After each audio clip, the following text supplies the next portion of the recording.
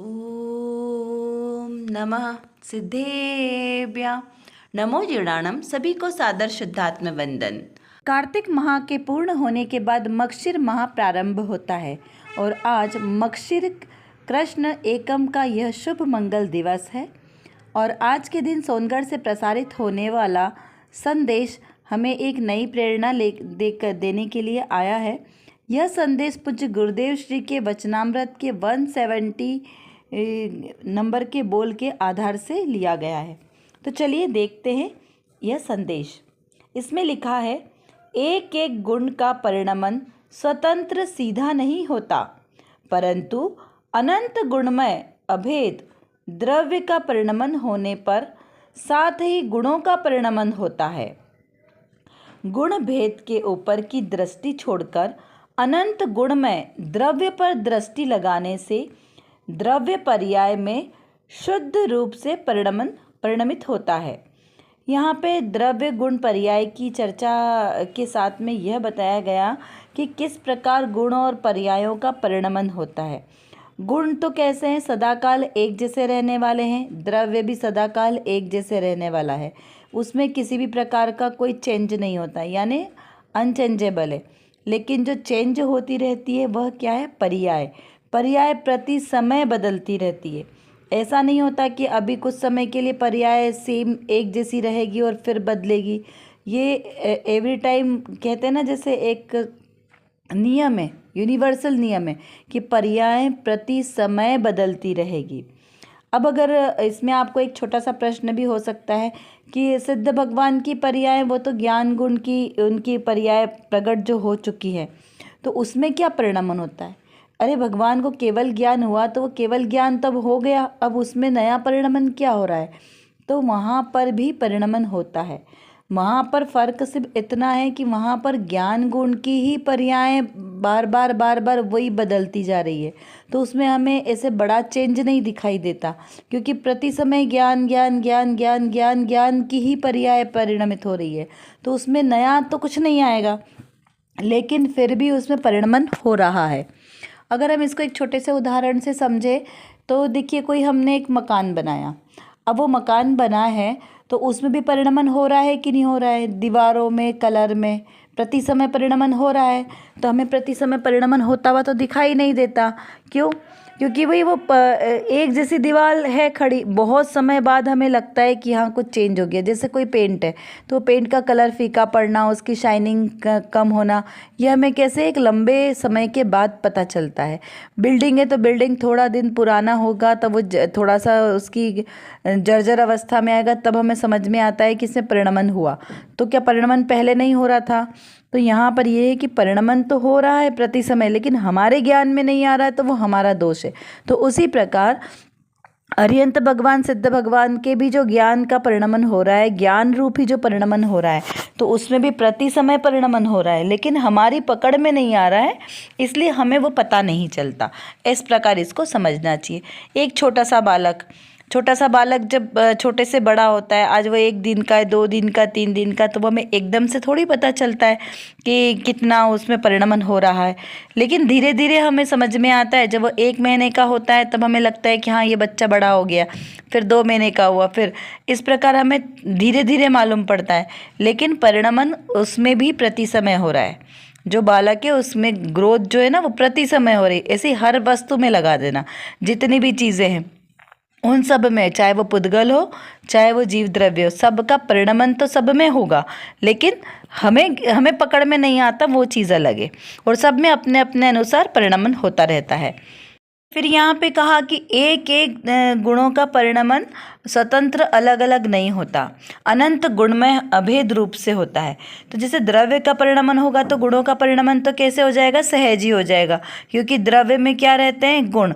सारे गुण कहाँ रहते हैं, द्रव्य में। द्रव्य के अलावा गुण कहीं और नहीं रह सकते, स्वतंत्र रूप से नहीं रहते, द्रव्य में ही गुण रहेंगे। और कैसे, उसके संपूर्ण भागों में बराबर रहेंगे। जैसे चीनी में मिठास गुण है, चीनी द्रव्य है और मिठास कैसा है, उसका गुण है। तो किस भाग में अधिक मीठा लगेगा और किसी भाग में कम लगेगा, ऐसा नहीं है। वो उसके संपूर्ण भागों में और संपूर्ण अवस्थाओं में प्राप्त होता है, उसे गुण कहते हैं। अब संपूर्ण भागों यानी वो पूरे जो द्रव्य है उसमें, पूरे द्रव्य में। अब उसकी अवस्था यानी उसको परिणमन जो किया, जैसे शक्कर है, अभी वो क्रिस्टल फॉर्म में है, अभी उसको पीस दिया तो भी उसमें मिठास गुण वैसा का वैसा ही पूरा बराबरी से बरकरार रहेगा।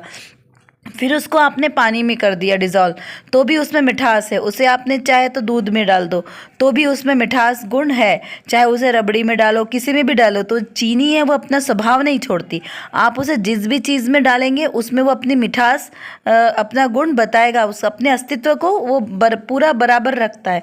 तो इसका मतलब ये कि उसकी कितनी भी अवस्थाएं बदल जाए उसके गुणों का नाश नहीं होता। इस प्रकार यहाँ पर समझना। तो जो ये कोई द्रव्य है, उस एक द्रव्य में अनंत गुण भरे हैं, कोई एक गुण नहीं है। जैसे अभी हमने बोला कि शक्कर है, शक्कर में मिठास का गुण है, तो क्या उस क्रिस्टल जो फॉर्म है उसमें सिर्फ मिठास का ही गुण है और कोई गुण नहीं है? तो ऐसा नहीं है, उसमें सफ़ेदी वाला गुण भी है और भी बहुत सारे उसके जो गुणधर्म है उनको ले लेना कि ऐसा ही उसमें बहुत सारे गुण होते हैं। लेकिन वो जो गुण है वो सारे के सारे उसमें वैसे के वैसे ही विद्यमान रहेंगे, उसका कोई भी गुण खत्म नहीं होगा, है ना। यहाँ पर इस प्रकार समझना कि जो भी द्रव्य है उसके अनंत गुण उसमें हमेशा ही एक जैसे विराजमान रहते हैं। तो फिर उसका अब यह अभेद रूप से जो परिणमन भी उसका होगा तो वो कैसा होगा, अभेद रूप से होगा। जैसे वो हमने शक्कर जो थी क्रिस्टल वाली उसको हमने पानी में डिज़ोल्व कर दी तो वो क्या हुआ, पानी रूप। तो क्या उसके बाकी के गुण खत्म हो गए? तो नहीं, उसमें जो अनंत गुण थे शक्कर में वो सब भी उस रूप परिणमित हुए। वो हमें पकड़ में नहीं आएंगे, हमारे पकड़ में से मिठास गुण आता है। और जो उसकी वाइटनेस थी शक्कर की, अब वो पानी में घुलने से वाइटनेस तो दिखाई नहीं दे रही है, तो ऐसा मतलब नहीं है कि उसकी वाइटनेस खत्म हो गई है। जब वो पानी को हटाया जाएगा तब वो वापस वाइट शक्कर प्राप्त होगी और नहीं होगा। उसका जो परिणमन हुआ, यदि वो परिवर्तित भी होता है कोई सा गुण, तो उसमें वो खत्म नहीं होता है, उसका गुण का ही परिणमन होता है। इस प्रकार समझना कि जो भी अनंत गुण है वो सब एक साथ अभेद रूप से ही परिणमित होंगे और अभेद रूप से ही वो पहचान में आएंगे। इस प्रकार यहाँ इसका मूल उद्देश्य क्या हुआ समझने का, कि जो द्रव्य है उस एक द्रव्य में अनंत गुण एक साथ विद्यमान रहते हैं और वो जो प्रति समय उनकी पर्याय बदल रही है, उन पर्यायों के परिणमन के साथ भी वो सारे गुण परिणमित होते हैं। अभेद रूप से सारे ही गुण परिणमित होते हैं, कभी गुण खत्म नहीं होते। फिर कहा कि गुण भेद, ऊपर की दृष्टि छोड़कर अनंत गुण में द्रव्य पर दृष्टि लगाने से द्रव्य पर्याय में शुद्ध रूप से परिणमित होता है। अब यहाँ पे कहा कि भाई जो ज्ञानी जीव है उसे क्या करना है, बुद्धिपूर्वक ये गुण द्रव्यों पे अपनी दृष्टि नहीं लगाना है कि कौन कौन से अभी हम बैठ के वहाँ पे उनको देखने लगो कि ये वाला गुण का परिणमन ऐसा हुआ, इसका ऐसा हुआ, इसका वैसा होगा, इसमें अपनी बुद्धि को नहीं लगाना है क्योंकि वो तो सहज परिणमन है, उसमें आपके कोई करने की ज़रूरत नहीं है कि आप उसके गुणों के परिणमनों को बदल सकते हो या आप उसमें कुछ फेर फार कर सकते हो, एक आध गुण को कम कर सकते हो, एक आध गुण को नया जोड़ सकते हो, ये हमारी सामर्थ्य नहीं है। तो वो तो उसका सहज परिणमन है ना, तो उसमें आपको जो सहज होने वाली क्रिया है उसमें हम अपना कुछ कार्य कर नहीं सकते, तो वहाँ अपनी बुद्धि क्यों लगाएं। तो वहाँ पर हमें वहाँ पे दृष्टि नहीं रखना है, वो गुणों का सहज परिणमन होगा और सहज ही वो अपने कार्य को करेंगे। तो यहाँ पर हमें क्या करना है, हमारे को दृष्टि अपने द्रव्य स्वभाव पर रखना है और ये द्रव्य स्वभाव के पर दृष्टि रखेंगे तो सहज ही सब कुछ सहज हो जाएगा। जो ये गुण भेद है उनके ऊपर दृष्टि ना रख के उस द्रव्य पर दृष्टि रखना है, क्योंकि सामर्थ्यशाली कौन है, जीव द्रव्य है। जीव द्रव्य सामर्थ्यशाली है, उसके आश्रय से गुण है और उन गुणों के आश्रय से उसकी अनंती पर्याय प्रकट हो रही है। तो जो मेन राजा है, तो हमें तो क्या करना है, उस राजा पे अपना लक्ष्य रखना है कि राजा को एक ध्याएंगे तो बाकी सारी चीज़ें सहज ही हो जाएगी।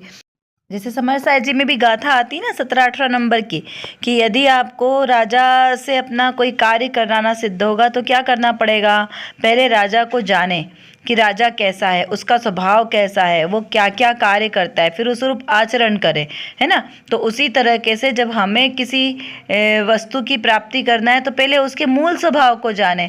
हमें अगर ये गुण पर्यायों को जानना है तो पहले सबसे पहले द्रव्य स्वभाव को ही जाने ना। तो द्रव्य स्वभाव को जानेंगे तो उसके आश्रित से बाकी सारे कार्य तो सहज ही सिद्ध हो जाएंगे, उसमें हमें अपनी बुद्धि को नहीं लगाना रहेगा। तो पहले द्रव्य स्वभाव पर दृष्टि रखें तो उसके आश्रित से जो गुण है वो गुण भी कैसे हो जाएंगे, सहज रूप से स्वभाव रूप परिणमित हो जाएंगे, विभाव रूप नहीं होंगे। और क्योंकि वो गुण तो हमेशा शुद्ध ही है ना, वो विभाव रूप परिणमित होते नहीं है। लेकिन जब हमारे को द्रव्य पे दृष्टि गई, अपने शुद्ध आत्म द्रव्य पे, तो वो सारे गुण भी कैसे हुए, हमारे वो शुद्ध ही हैं। जो त्रिकाल शुद्ध हैं तो वो शुद्ध ही हमें अनुभव में भी आने लगेंगे, क्योंकि अभी हमें अनुभव में नहीं आ रहे ना। तो जब वो शुद्ध गुण ही हमारे अनुभव में आएंगे तो उससे निकलने वाली सारी पर्याय भी शुद्ध ही होगी, फिर वो अशुद्ध थोड़ी होगी। जब गुण शुद्ध है तो पर्याय भी शुद्ध ही होगी। क्यों? क्योंकि दृष्टि हमारी ध्रुव पर है, तो ध्रुव पर दृष्टि रखेंगे तभी वो हमारे पर्याय भी शुद्ध होगी। यदि ध्रुव पर दृष्टि नहीं रखी और हम अपने गुण और पर्यायों पर दृष्टि रखेंगे तो जो उससे निकलने वाली नई पर्याय वो भी कैसी होगी, विभाव रूप हो जाएगी। तो इस प्रकार हमें स्वभाव की दृष्टि रखनी है, तो हमारा जो है सहज ही सारी क्रियाएं सहज होगी, सहज ही सब कुछ शुद्ध रूप से चलेगी। तो इतना स्पष्ट हुआ कि द्रव्य स्वभाव में ही जो पर्याय रूप है वो शुद्ध रूप से परिणमित होता है। तो चलिए अब हम आज की रत्नकणिका देखते हैं कि रत्नकणिका में कौन सी विशेष बात आई है। यहाँ पर प्रश्न किया है कि सम्यक दृष्टि को अंतरंग शुद्धि बढ़ती रहती है, मतलब अंतरंग की शुद्धि बढ़ती रहती है या घटती रहती है, इस प्रकार से एक जिज्ञासु का प्रश्न है। तो वहाँ पर समाधान करते हुए कहा है, बहन श्री बहन की जो तत्व चर्चा के आधार से ये संदेश बना है। यहाँ पे कहा है कि भूमिका अनुसार अंतरंग शुद्धि अमुक अमुक प्रमाणों से बढ़ती जाती है। उसे भेद ज्ञान वर्तता है, स्वरूपाचरण चारित्र है, अनंतानुबंधी कषाय का अभाव हो गया है और शुद्धि में वृद्धि हो रही है। 24 घंटे चैतन्य का आश्रय है, उपयोग बाहर जाता है, जाता भी हो तब भी उसकी डोर स्वयं स्वरूप की ओर खींचता रहता है। उपयोग को उसकी डोर को स्वरूप को मर्यादा छोड़कर बाहर नहीं जाने देता। इस प्रकार सम्यक दृष्टि की जो शुद्धि अंतरंग वो कैसी होती है, बढ़ती रहती है। इस प्रकार से यहाँ पर बताया। यहाँ पर बताने का आश्चर्य कि जैसे का आशय है कि जैसे किसी जीव को सम्यक दर्शन प्रकट हुआ और उसे वो एक अपूर्व आनंद की अनुभूति होती है। जो वचन अगोचर है वो किसी से कहता नहीं है कि उसे किस प्रकार का आनंद हुआ, बस उसे अपने आप में ही ये सहज अनुभूति होती है कि उसे एक अपूर्व आनंद की प्राप्ति हुई है। अब उस आनंद को वो कैसे करता है, धीरे धीरे अपने पुरुषार्थ के बल पर वो बढ़ता जाता है। यदि वो पुरुषार्थ वो आनंद उसका बढ़े ना तो सम्यक दर्शन छूट जाए। जैसे आगम में ऐसा आता है कि सम्यक दृष्टि को जो एक बार आनंद की अनुभूति हुई और वह दोबारा यदि 6 महीने के अंदर दोबारा से उसी प्रकार के आनंद की अनुभूति होती है, तब तो वो सम्यक दर्शन उनका आगे तक वो निरंतर चलता रहता है। लेकिन यदि 6 महीने के अंतराल के बाद अगर उनको वो आनंद की अनुभूति नहीं होती है तो वो सम्यक दर्शन उनका छूट जाता है।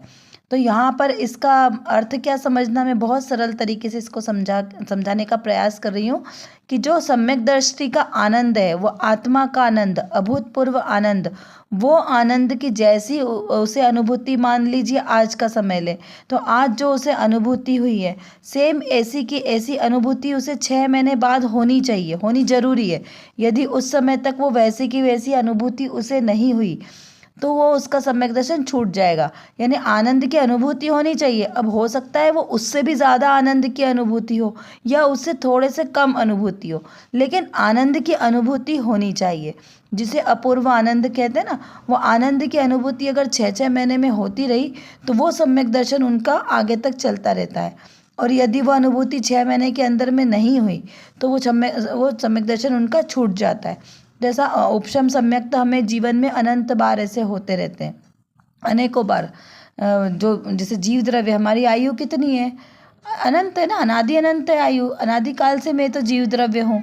जो मेरे शरीर की आयु जरूर अभी हो सकती है कि 40 ईयर्स, 50 ईयर्स, 100 ईयर्स, ये जो हम बोल रहे हैं ये क्या है, ये हमारे शरीर की आयु है। तो शरीर की आयु को काउंट नहीं करना है। शरीर की आयु तो अपनी आयु पूरी करके ख़त्म हो जाता है, तो उसकी वैल्यू नहीं है। वैल्यू किसकी है, ये जीव आत्मा की है जिसकी आयु अनादि अनंत है। तो यहाँ पर एक चीज़ और समझना कि फिर हम जन्मदिन किसका मना रहे हैं। जन्म तो मेरा तो होता ही नहीं है ना, मैं तो अजर अमर हूँ, अजन्मा हूँ। तो ये जन्मदिन हम किसका मना रहे हैं? इस शरीर का जन्मदिन मना रहे हैं जो नाशवान है, जो नष्ट होने वाला है। तो ऐसी बहुत सारी मिथ्या मान्यताएं हमारी सहज छूट जाती है जब हम अपने स्वरूप का ख्याल करते हैं, है ना। तो जब आत्मदृष्टि जाती है तो बाहर की सारी जो मिथ्यात्व की हमारी भ्रमता है ना, भ्रम, वो सारे दूर हो जाते हैं।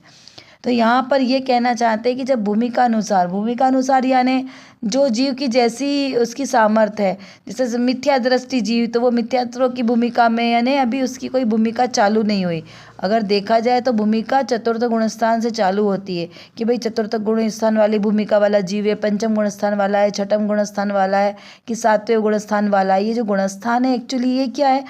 पुरुषार्थ को बताने के एक तरीके से यूनिट है उसकी, कि आपका पुरुषार्थ कितना बढ़ रहा है, तो वो बताया जाता है उससे।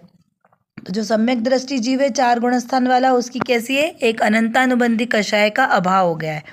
अनंतानुबंधी कषाय कैसे समझ में आती? कोई भी कषाय का परिणाम जब 6 महीने तक लगातार एक जैसा चलता रहता है, कौन सा परिणाम? कषाय का परिणाम, बुरे परिणाम। कषाय यानी जो आत्मा को कसे, उसे कषाय कहते हैं। तो जो ऐसे बुरे परिणाम आत्मा के, राग द्वेष के परिणाम, मोह के परिणाम, एक जैसे परिणाम 6 महीने तक चलते रहते हैं, तो वो कहलाती है अनंतानुबंधी कषाय। यानी आपको 6 महीने पहले किसी ने आपको कोई भला बुरा कहा है और वो आपको अभी भी याद आ रहा है, तो वो सब क्या है? कषाय की श्रेणी में जाएंगे। 6 महीने पहले आपने कहीं पे कोई बहुत अच्छा स्वादिष्ट भोजन किया था और वो आपको स्वाद आज तक भी आ रहा है, आप अभी भी खुश हो रहे हो कि अरे वो जो हमने स्वाद खाया था ना, वो तो एक अपूर्व था, वो हमें आज तक नहीं आया। तो ये क्या हुआ? आपको अभी तक उसी की बातें चल रही है 6 महीने तक भी। तो ये सब अनंतानुबंधी की कैटेगरी में चला जाएगा। और इसी से विपरीत क्या है? सम्यक दर्शन। मिथ्या दर्शन के विपरीत सम्यक दर्शन। तो यहाँ कहा कि वो जो अपूर्व आनंद, कैसा? आत्मिक वाला। ये 5 इंद्रिय के विषय भोग वाला आनंद आनंद नहीं है, यह तो क्या है? ये विकार भाव है। जो 5 इंद्रिय के विषय हैं, इनको कषाय कहते हैं। कषाय, जो आत्मा को कसे वे कषाय। तो ये 5 इंद्रिय के विषय भोगों की बात नहीं चल रही, यहाँ पे आत्मिक सुख की बात चल रही है। जो आत्मा का अपूर्व आनंद है, वो आपको 6 महीने तक कंटिन्यू करना है, तब आपका सम्यक दर्शन आगे बढ़ेगा, वरना मिथ्यात्व में आ जाएंगे। तो अगर हम मिथ्यात्व के परिणाम 6 महीने तक चलते हैं तो वो अनंतानुबंधी में जाते हैं। और अनंतानुबंधी कषाय भी 4 प्रकार की होती है: अनंतानुबंधी क्रोध, अनंतानुबंधी मान, अनंतानुबंधी माया और अनंतानुबंधी लोभ। ये सबसे ज़्यादा ढीठ प्रकृति की कषाय है। अगर ये चली गई तो फिर बाकी के जो और कषाय चौकड़ी है ना, वो अपने आप धीरे धीरे खत्म होती जाती है, क्योंकि जीव के पुरुषार्थ की श्रेणी बढ़ती है ना। जो सम्यक दृष्टि जीव होगा वही आगे पुरुषार्थ करेगा आत्मिक। जो मिथ्या दृष्टि है गिरने वाला, वो उसके तो पुरुषार्थ में कोई क्या बोलते हैं ना उसको, हम अपनी भाषा में बोले तो दम नहीं है उसके, वो व्यर्थ का पुरुषार्थ है उसका। तो इसी प्रकार जब हमारे आत्मिक शुद्धता एक जैसी बढ़ती रहती है तो उसके हिसाब से सम्यक दर्शन हमारा आगे तक चलता है। तो फिर यहाँ पर ये बताया कि जो इस प्रकार अनंत अंतरंग की शुद्धि के साथ जो हमारी शुद्धता बढ़ती है और उसको जो भेद ज्ञान वर्तता है, वही स्वरूपाचरण चारित्र कहलाता है। स्वरूपाचरण यानी स्वरूप, अपने आत्म स्वरूप में चरण यानी उसमें ही आचरण करना या उस रूप ही अनुभव करना, उसे कहते हैं स्वरूपाचरण। अपने आत्म स्वरूप में ही रमणता करना। तो इस प्रकार अनंतानुबंधी कषाय का अभाव हो गया है और शुद्धि की वृद्धि हो गई है। 24 घंटे चैतन्य का आश्रय लिया है जिस जीव ने, क्योंकि अब उसका मिथ्यात्व हट गया ना, तो 24 घंटे जिसने चैतन्य का आश्रय लिया उसे सम्यक दर्शन बना रहता है। 24 घंटे जिसकी दृष्टि अपने आत्मस्वरूप अपने चैतन्य पर है, वो बाहर की सभी क्रियाएं करता हुआ भी उसकी दृष्टि में चैतन्य है, इसलिए उसे कोई भी प्रकार के अशुभ कर्म का बंध नहीं होता, क्योंकि दृष्टि में उसकी आत्मा है। दीजिए, सभी के आत्मा में ज्ञान भरा है, लेकिन जिसके ज्ञान में आत्मा प्रति समय झलकता हो वह ही जीव पुरुषार्थी जीव कहलाता है, वही जीव सच्चा सम्यक दृष्टि कहलाता है। तो इसी प्रकार जिस जीव की जो जीव सम्यक दृष्टि है उसकी दृष्टि में हमेशा आत्म स्वभाव ही बना रहता है, द्रव्य दृष्टि होती है प्रत्येक प्रसंग में। फिर वो कहा है ना कि पतंग की ओर चाहे कहीं भी उड़े लेकिन उसकी डोर हमारे हाथ में होनी चाहिए, उसी प्रकार दृष्टि हमारे ध्रुव स्वभाव पर होनी चाहिए। फिर चाहे हम कोई भी क्रिया करें, चाहे कहीं भी रहें, इसी को कहते हैं उपयोग को उपयोग में स्थिर रखना।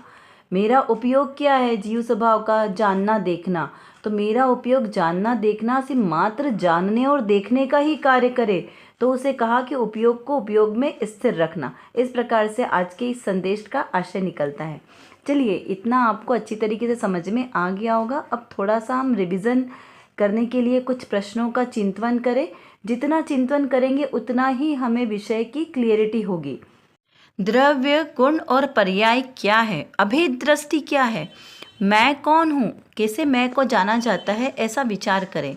किस पर दृष्टि रखने से अपूर्व आनंद की अनुभूति होती है? फिर आत्मिक आनंद को 6 माह में बारंबार अनुभव करने से सम्यक दर्शन कैसे बना रह सकता है? तो कैसे आप उस अपूर्व आनंद को बार बार प्रकट करें और भावों को विस्मृत करें? चैतन्य की डोर को अपने हाथों में कैसे रखना, उपयोग को उपयोग में स्थिर कैसे करना है, इस प्रकार चिंतन मनन करें। चलिए, आज की कक्षा का समय हमारा पूर्ण होने को आया है। आशा करती हूँ आपको यह सब अच्छी तरीके से समझ में आ गया होगा। यदि कुछ नहीं समझ में आया हो तो आप ज़रूर हमसे कमेंट बॉक्स में लिखकर पूछ सकते हैं। और जो विषय आज हमारे सामने हुआ, इसको बारंबार चिंतन करते रहें, जिससे हमारी दृढ़ता मजबूत हो। और इसी प्रकार सम्यक श्रद्धा के साथ जो भी हम क्रिया करेंगे वही हमारे लिए कार्यकारी होगी। अतः सम्यक दर्शन, सम्यक ज्ञान और सम्यक चारित्र के साथ हम भी अपने ऐसे रत्नत्रय को प्रकट करें, सच्चा श्रद्धान करें। इसी पवित्र शुभ भावनाओं के साथ आप सभी को सादर जय जिनेंद्र।